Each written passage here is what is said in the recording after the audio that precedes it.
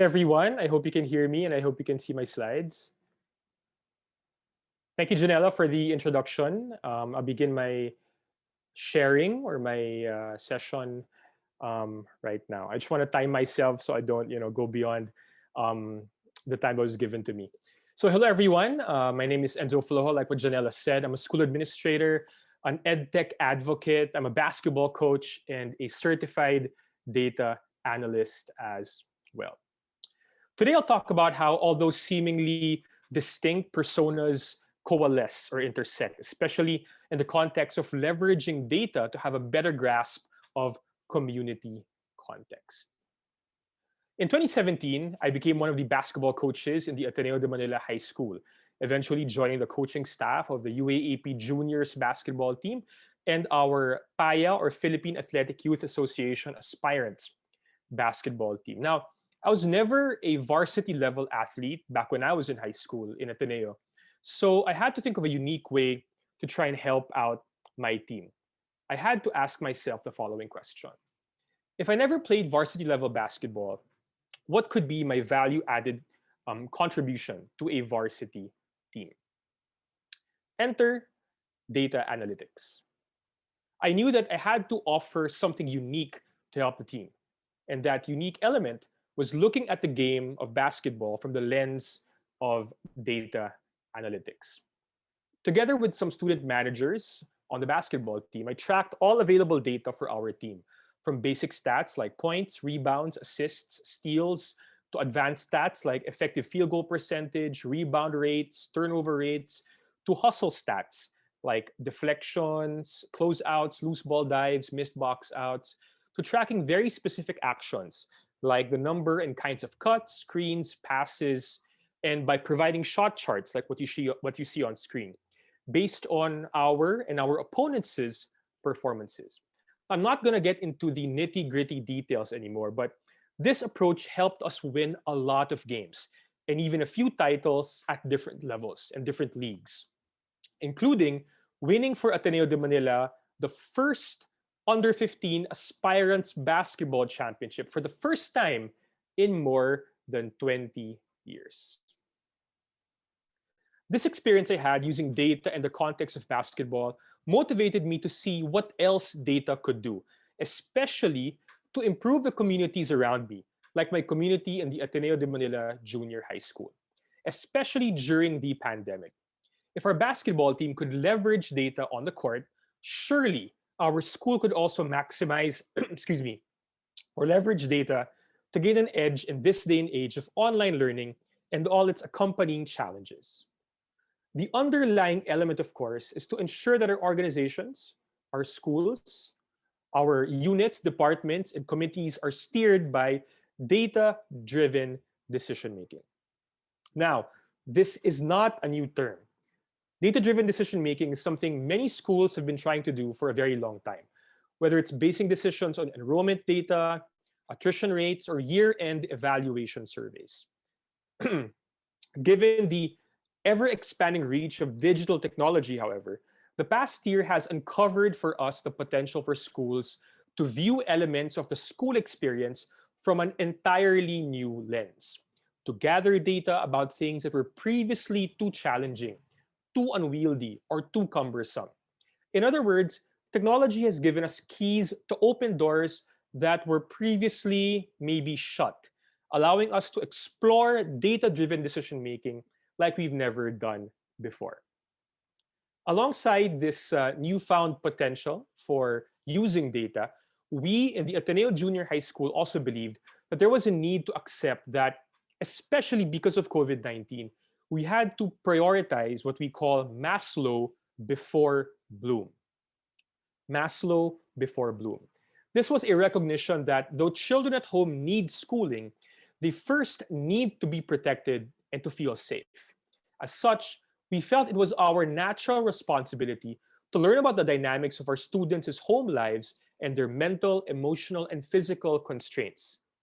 Doing so was an acknowledgement that despite knowing the importance of learning, especially during a pandemic, people's health, safety, and well being should always be top of mind. This underscored the reality that school is where many students have some of their most positive interactions and experiences. It's where they create a big chunk of their adolescent memories, with some of these becoming life defining or even life saving moments. The school is, in essence, an experience hub, connecting students to a wide variety of services and experiences like academic learning, socialization, collaboration, competition, counseling, mentoring, therapy, and so much more. Schools also generally provide safe spaces for their students who may not have a safe space back home for one reason or another, or who are in various levels of personal crisis. Unfortunately, the current measures of physical social distancing have generated anxiety and stress, no matter the age group. And while we have resources like social media, video conferencing, our various learning management systems, and countless other means of educational technology to help create and maintain relations between school community members, many students continue to lament the loss of the daily schooling structure and the daily schooling experience to which they've gotten accustomed. This is in addition to the school activities like the fair, sports events, assemblies, festivals, contests that did not take place this past year during the pandemic.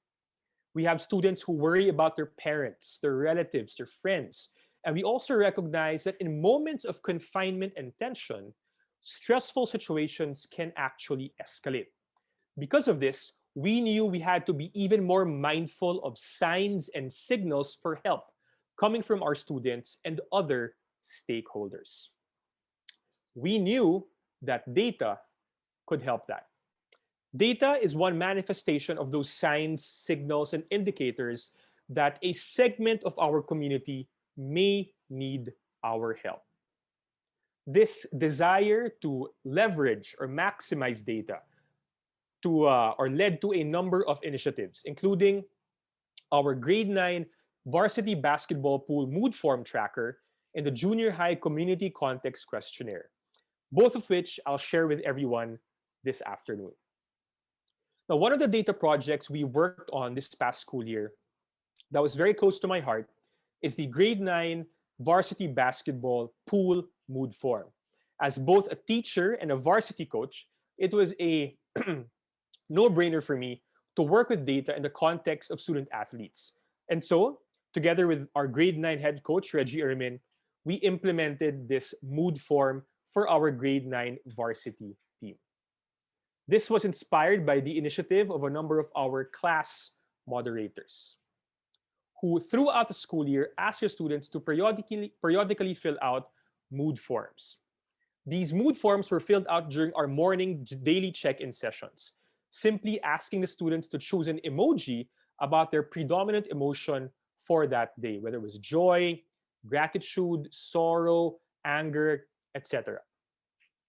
They were also asked about anything that may be giving them some anxiety, and if they wanted to schedule an appointment with a particular teacher or with the guidance counselor. The grade 9 varsity basketball pool mood form adopted this framework in the context of our grade 9 varsity team. We had our players fill out the mood form right before every practice session, so we coaches could have data that can help us monitor their emotional levels on a regular basis. And if needed, help us identify and counsel students who needed some form of guidance or intervention. We knew that as coaches, our capacity to reach out to our players and mentor them had a potentially profound effect on their levels of motivation. And our varsity basketball mood form helped us maximize that capacity. It's something that we're determined and resolved to continue this coming school year. And it's also something we've shared with other varsity teams. Now, perhaps our most ambitious project in terms of leveraging data to uncover context, however, is what we call our junior high context questionnaire. Like the mood form, this was actually inspired by the efforts of our own subject teachers in the junior high school. A number of our teachers, upon the start of the year, wanted to better understand the context of their students. So using Google Forms, they surveyed their students about a variety of things connected to their context, like internet connectivity, family setup, gadget use, etc. Together with the other coordinators of the junior high school, we believe this was a very good idea. And with the blessing of our administration, we decided to scale this initiative to involve not only a few classes, but all classes. We broadened the scope of the context questionnaire, and after collecting data from the classes, we had help from our testing and research office to break everything down. The first iteration of this project was called the Junior High Students Context Questionnaire, which was launched in August 2020. And the results were shared with key members of our community in September 2020. This initiative was meant to generate data and insights that could help the junior high leadership, faculty, and staff have a much clearer picture of the students' collective context, and in turn, better inform our discussions and our decisions that were directly affecting the kind of service we were providing for members of the community during and even following the COVID-19 pandemic.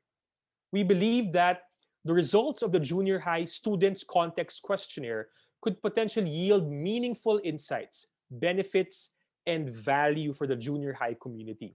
And to be completely honest, it did.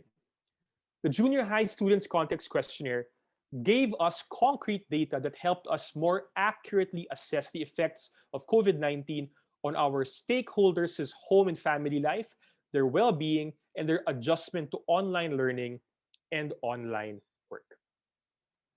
In addition, it also yielded valuable data that helped us identify the strongest features of our school environment for school year 2020 to 2021.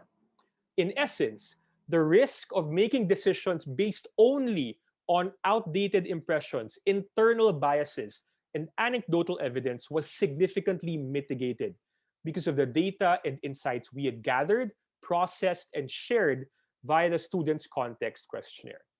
We wanted the results and insights to lead to more efficient and effective services for the community, especially as each stakeholder continued to come to grips with the wide-ranging effects of COVID-19.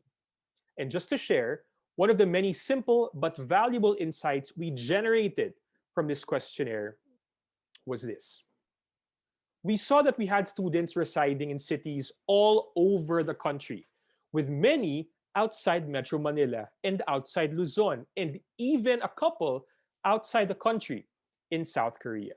We mapped out in which cities and districts most of our students resided, which came in handy when we were distributing school materials, and even more so when we identified students who needed relief goods in the aftermath of Typhoon Ulysses. That's the kind of value that was created thanks to our community's efforts to leverage data. And moving forward, we knew we wanted to continue this initiative in the future. And we also felt we could actually scale this even more to involve not only students, but other stakeholders like our faculty, staff, and parents. This is why, towards the end of the school year, we rolled out the second iteration of our project, now known as the Community Context Questionnaire. We did this by framing our Maslow over Bloom approach with the IPP, or the Ignatian Pedagogical Paradigm, and also by utilizing the data-wise improvement process from the Harvard Graduate School of Education. Our Community Context Questionnaire had 3 versions.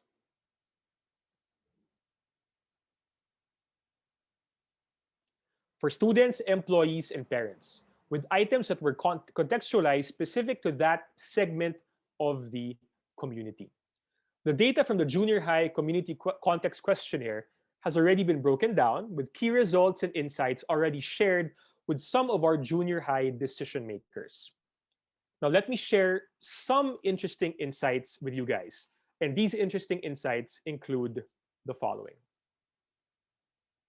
Most of our students and employees have a reasonably healthy state of well-being and high degrees of resilience, underscored by the majority of them getting enough sleep, food, and water. But there's also a need to explore more initiatives to support our community's wellness because a considerable number of our stakeholders experienced high levels of stress last school year. Next, about 1 in every 5 of our students indicated they had to share their online learning gadgets with other people at home. This may imply that we need to reevaluate our assumptions about how our students are accomplishing their tasks outside of our synchronous sessions. We may have once assumed that they have sole access of their devices at all times, but clearly that is not the case for a significant portion of our students. Next, most of the parent respondents indicated that that having less physical stress or worry, like not having to go through traffic, not having to wake up at 4 a.m. or so early in the morning, these were among the very helpful and positive elements in this day and age of online learning. They also indicated witnessing the development of strong work ethic in their children. And both of these findings may influence the kind of systems, structures, and directions our school may take in the foreseeable future, especially as we continue to discuss possibilities and prepare for things like blended or hybrid learning post pandemic. Now, that's only the tip of the iceberg. As you can see, the data is so rich in potential insights. And that's something we've never really been able to leverage in this way in years past. That's why having additional rollouts of this context questionnaire is something we've resolved to continue this coming school year. Now, before I end, let me reiterate 2 things: the merit of presenting your data in an engaging manner, and the importance of actually creating value from that data. Remember that data, no matter how comprehensive and valid, will not really make an impact if we present it in confusing, indigestible ways like what you see on screen, like purely in tables or in poorly visualized charts and graphs, or mainly through big blocks of text. In an ideal situation, data should be presented almost like a work of art. Yung pinag-isipan yung layout, yung kulay, at kung kaya pa nga, lagyan ng interactive elements to make the data even more engaging for the intended audience. This is something we try to do in the junior high school. And it's something we're hoping to build on even more in the junior high community context questionnaire to make it possible for whoever will see the data visualization to interact with it. If they want to see the data for a specific item only, that functionality should be there. If they want to drill down the data to a specific group, that functionality should also be there. But of course, no matter how beautiful the charts or the graphs you use or how expertly crafted your data dashboards are, all that will not create value if we, as decision makers, do not use that data in our discussions and processes. This, I think, is the most important step in using data, and maybe the step that's easiest to skip, because once the data is generated, it's so easy to simply say, okay, andyan yung data, tapos. Pero sa totoo lang, hindi pa tapos. The opposite is actually true. Once the data is available, that's when the actual work of value creation begins, because this is where you figure out what to do with your new insights. Now, if you're concerned about the technical aspects of data projects, don't be. As Jordan Morrow, head of data and design at Pluralsight, once mentioned in a TED Talk, you don't need to be a data scientist, but you need to be comfortable with data to succeed in the fourth industrial revolution. Does working with data mean one has to be an expert in computer science or even statistics? The answer is no. It means being comfortable with information when it's presented to you. This simply means that you don't need advanced Excel skills or to know coding or machine learning to work with data or to create value from it. But you need to choose to be exposed to it and to be more comfortable interacting with it. And perhaps the most important thing for educators, especially school decision makers, is to accept that analyzing data means getting down to the why behind that data. Let's move on beyond an observation. Let's arrive at an insight or make a smart, data driven decision. This also means being comfortable asking questions. Again, does this mean we need to go back to school to learn about t-tests or bell curves or coding in Python? Not necessarily. As data analyst Haley Wixom put it in her own words in a 2019 TED Talk, data is a powerful way to make a personal or even social impact for anyone. You don't always need complicated technology. You don't always need complicated math. Just remember that a data project is simply data collection, analysis, and value creation. All you really need is what we call our three C's of being data literate. That means being curious, being creative, and being critical thinkers. Be curious and ask questions when the data is presented to you. Be creative about how you present and tell a story with that data. And maximize your critical thinking in using insights that will yield value for your community because of that data. To close my presentation, I'd like to leave you with a quote from information designer Yoria Lupi, who once said, "Always ask, what is the point of all these numbers? People are not interested in data for the sake of it, but because numbers are never the point. They're always the means to an end. Consider data, all kinds of data, as the beginning of the conversation and not the end." That concludes my presentation for this afternoon. Thank you very much for listening. And I hope you can all find creative and innovative ways to leverage data in better understanding and creating value for our own communities. Thank you very much. Thank you so much, Sir Enzo, for that wonderful presentation. We will now be opening the floor to the Q&A. You may, if you have any questions, you may type it in the chat or raise your hand and wait to be called.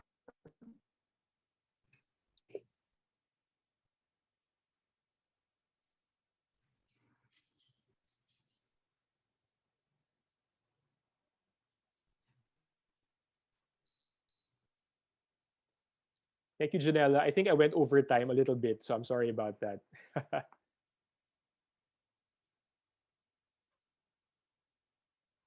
Again, if there are any questions about the data project or how you can actually maybe leverage data, just put them in the chat box or raise your hand. How did you determine the data necessary? I'm reading it from the chat box, okay, to be collected, and how did you get a majority of your community to respond? Well, the good thing about it is we had a committee working on it. So when we found out that a number of our teachers were actually initiating this on an individual level, we felt that this was such a wonderful initiative that it needed to be scaled. It needed to be consolidated and scaled. So we formed a committee that was composed of myself, along with the head of our testing and research office, the head of our guidance program, as well as one of our subject area coordinators. And together with the members of that committee, we asked some of the other leadership team members about what kind of information we wanted to glean or to get from this questionnaire. And then after the initial rollout of the questionnaire, the comments and questions and suggestions of the other teachers and even staff and parents also came in, and it informed us on what to look at for the second rollout of our community questionnaire. And when we presented that actually just a few weeks ago, we had even more suggestions to try and see what aspects of the community we should look at in the succeeding rollouts of the questionnaire as well. For the second part of Teacher Mackey's question, timing is crucial in getting as many respondents as possible.